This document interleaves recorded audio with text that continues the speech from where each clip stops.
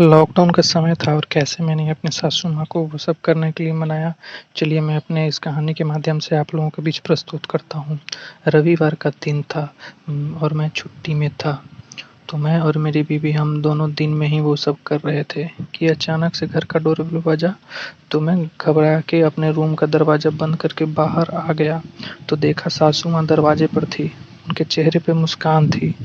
मैं अपनी पत्नी को आवाज़ देते हुए बोला, मोना मम्मी जी आई हैं। मोना की आवाज़ आई, ठीक है मैं आती हूँ। वो बाहर आ गई। माँ बेटी गले मिली।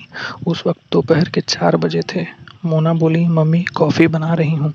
सासू माँ ने हामी भर दी कि ठीक है बनाओ। घर पर दूध नहीं था तो मैं नीचे जाकर लाने को हुआ तो मोना बोली, मैं खुद जा रही हूँ, मुझे नीचे दुकान वाले अंकल से कुछ पुराना हिसाब करना है। यह कहकर मोना वहाँ से नीचे चली गई। मैं और सासू माँ घर पर अकेले रह गए।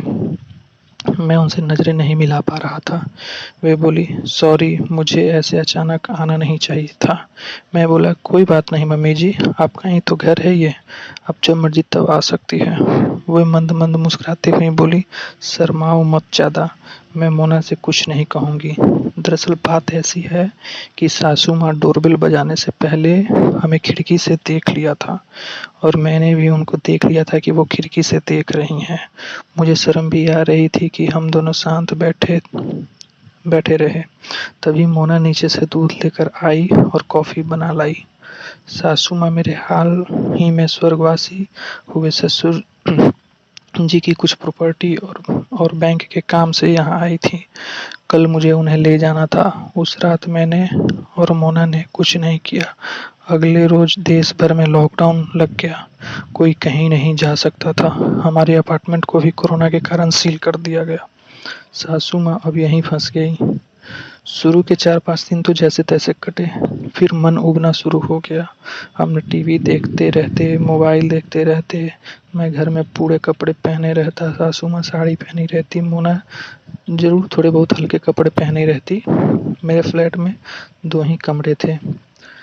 एक में मैं और मोना रहते तो दूसरे में सासू माँ रहने लगी और एक हॉल था जहाँ पर टीवी लगी थी और सोफा भी था।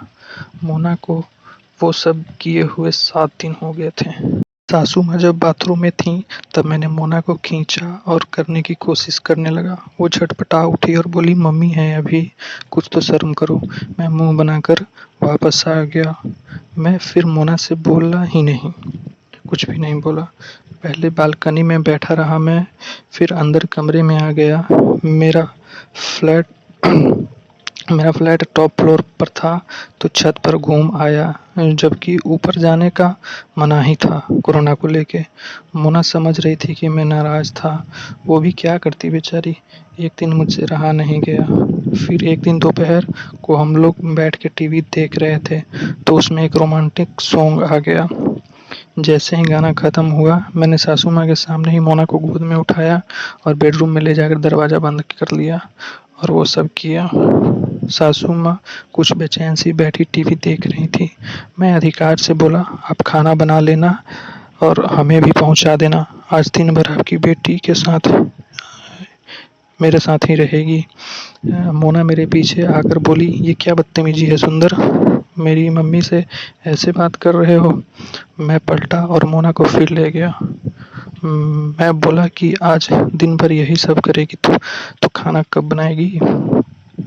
अब की बार मैंने कमरे का दरवाज़ा भी बंद नहीं किया था। जब मैं बाहर निकला तो देखा सासू माँ खाना बना रही थी। मैं टीवी देखने लग गया। थोड़ी देर में मोना भी बाहर आई। सासू माँ जब खाना लाई तब मैं बोला, आई एम सॉरी सासू माँ, मैं खुद पर काबू नहीं रख पाया। सासू माँ मुस्कुराकर बोली, कोई बात नहीं, मैं टिपिकल कंजर्वेटिव सासू माँ नहीं हूँ। कॉन्वेंट में इंग्लिश टीचर हूँ, फ्रांस, इटली और डेनमार्क रही हूँ। बगैर ये सब के इतने दिन कैसे रहोगे। अभी तो ये लॉकडाउन कम से कम 2-3 महीने रहेगा। मैंने आज गौर से सासू माँ को देखा। सुंदर चेहरा, हमेशा मुस्कुराती रहती थी, स्टाइलिश साड़ी पहनती थी, दिखने में श्वेता तिवारी से कम नहीं थी। मेरी सासू माँ लखनऊ के टॉप कॉन्वेंट स्कूल में इंग्लिश टीचर थी। उनके पति का खेती के अलावा सरकारी टीचर भी थे। लेकिन वे स्वर्गलोक सिधार गए थे किसी एक्सीडेंट में। बड़ी बेटी टीना 22 साल की विशाल नाम के एक बिजनेसमैन से शादीशुदा थी। उनका भी लव मैरिज ही था। छोटी बेटी मोना मेरी बीवी थी, जो कि अभी 20 साल की है। वे अपनी दोनों बेटियों से ज़्यादा सुंदर दिखती थी। मैंने पूछा, आप फ्रांस कब गई थी हनीमून पे? पर पापा ले पर पापा ले गए थे। तो वो बोली, शादी के पहले मैंने फैशन कंपटीशन में पार्टिसिपेट किया था। मैं मिस इंडिया में तीसरे नंबर पर मॉडल थी। मैं बोला, तभी आप इतना स्टाइलिश हो, कमाल की दिखती भी हो।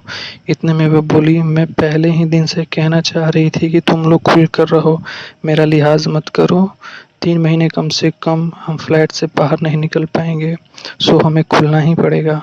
एक पल रुककर उन्होंने मुझे देखा और आगे कहा, मनोरंजन के नाम पर टीवी, मोबाइल, लूडो और करने के नाम पर खाना-पीना, और वो ही तो बचे हैं। अगर तुम दोनों की इजाज़त हो तो मैं भी साड़ी पहनना छोड़ दूँ। मैं घर पर भी कभी साड़ी नहीं पहनती, मोना को पता है। मोना बोली, इट्स ओके मॉम, आपको जो मन करे वो पहन सकती हो, हमें कोई दिक्कत नहीं है। मैं भी बोला, हाँ माँ, मुझे क्या दिक्कत होगी। वो बोली, ठीक है। वो अंदर गई। फिर जब थोड़ी देर बाद वो बाहर आई तो मेरी आंखें फटी की फटी रह गईं। सासू माँ के शरीर पर एक हद से ज़्यादा छोटी जिम शॉर्ट्स और स्पोर्ट्स कपड़ा पहनी थी। मेरे गले में कुछ फंस सा गया था। मैं बोल नहीं पा रहा था। उनको देखकर एकदम से हक्का बक्का रह गया था। वे आकर हम दोनों के सामने खड़ी हुई। अब रिलैक्स लग रहा है मुझे। मैं साड़ी पहने पहने परेशान थी। काले रंग के इस ड्रेस में वो कमाल लग रही थी। वो बोली, उफ, अब आराम मिला मुझे। मैं साड़ी पहने पहने मरी जा रही थी। मोना बोली, मम्मी घर पर इसी ड्रेस में रहती है, किसी के आने पर ऊपर से गाउन डाल लेती है बस। सासू माँ मुस्कुराती हुई बोली, क्या हुआ, शौक हुए सुंदर? मैं कुछ नहीं बोला। उस दिन एक बार शाम को मोना को फिर से अंदर ले गया और उस वक्त मैंने अपनी सासू माँ को याद किया। और अचानक से एक दिन हमारे घर पर कोरोना टीम आई। पूरे अपार्टमेंट में केस बढ़ गए थे, इसलिए हमारी चेकिंग हुई तो मोना को कोरोना पॉजिटिव बता दिया गया। हमें अपार्टमेंट के नीचे एक अस्थायी हॉस्पिटल, कोरोना हॉस्पिटल चालू किया गया था। मोना को उसमें जाना पड़ा। अब घर पर केवल मैं और सासू माँ थे। दोपहर में मोना नीचे शिफ्ट हुई। शाम को मैं परेशान बैठा था। सासू माँ कॉफ़ी लाई। परेशान मत हो, डॉक्टर बुलाए, हल्के लक्षण है, बस थोड़े दिन में ही ठीक कर हो जाएगी। हम लोगों ने 8 बजे डिनर किया। फिर मैं टीवी देखने लगा। उन्होंने मुझसे रिमोट लेकर नेटफ्लिक्स लगाया और उस पर एक वेब सीरीज लगा दी। 10 मिनट बाद एक रोमांटिक सीन आ गया। मैं उठकर अपने कमरे में चला गया और लेट गया। मोना की वजह से मेरा मूड खराब था क्योंकि वो आज ही गई थी। पता नहीं कब सो गया और सुबह हो गई, पता ही नहीं चला। जैसे ही मैंने सुबह में आंखें खोली तो सासू माँ मुझे बहुत गौर से देखे जा रही थी। उन्होंने मेरी चाय लेकर बेड के पास एक रैक पर रख दी थी और मेरे तरफ देखे जा रही थी। आप लोगों को तो पता ही है हम मर्दों की सुबह का हालत कैसा रहता है। शायद वह मेरी सासू माँ इसी हालत को देख रही थी। मेरे दिमाग में शैतान आ गया। मैंने झट से पूछ लिया, क्यों मम्मी, आपकी बेटी मोना की याद आ रही है या मेरे प्यारे ससुर जी जो आपको इस हाल में छोड़कर चले गए? तो वो हड़बड़ा उठी। मैं बोला, रिलैक्स सासू माँ, रिलैक्स। फिर वो मेरी तरफ देख नहीं रही थी, थोड़ा शर्मा रही थी। मैं बोला, अब शर्माओ मत। मैंने अब बस एक पल सोचा और फिर उठा। सासू माँ बाहर किचन में खड़ी चाय पीने जा रही थी। मैं उनके सामने जाकर खड़ा हो गया उसी हालत में। मैंने उनके हाथ से चाय ली, एक सिप लगाया और उन्हें दे दिया और फ्रेश होने के लिए बाथरूम में चला गया। इसी प्रकार मस्ती करते करते थोड़ा सासू माँ को छेड़ते कई दिन बीत गए। फिर एक दिन दोपहर में मैं और सासू माँ खाना खा रहे थे।